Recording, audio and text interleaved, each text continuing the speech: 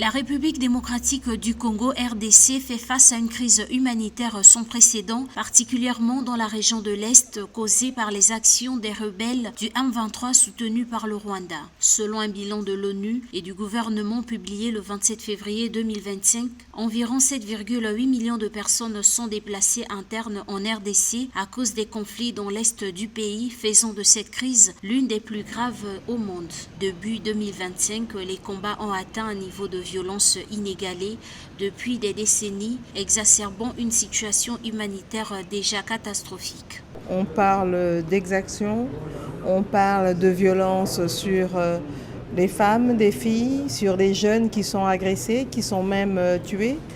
On a aujourd'hui, sur base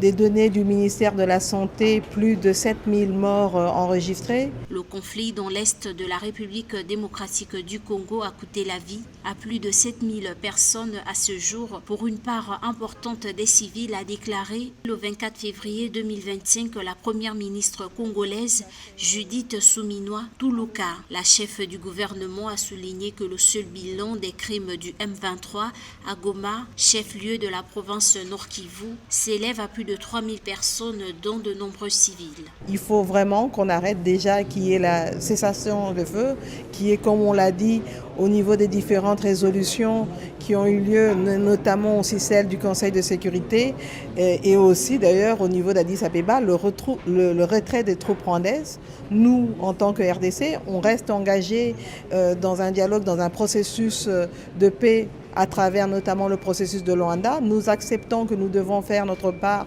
pour la neutralisation des FDLR, mais il faut absolument que les troupes rwandaises sortent de notre territoire. L'Organisation internationale pour la migration appelle à une action immédiate et soutenue pour répondre à la grave crise humanitaire dans l'Est de la République démocratique du Congo, alors que la situation continue de se détériorer avec l'avancée du M23. Les personnes déplacées par les violences subissent gravement, ce qui constitue l'une des crises les plus négligées au monde. Le 27 février 2025, le gouvernement congolais et la communauté internationale ont lancé un plan de réponse aux besoins humanitaires pour 2025 afin de mobiliser 2,54 milliards de dollars pour venir en aide à 11 millions de personnes, dont 7,8 millions de déplacés internes.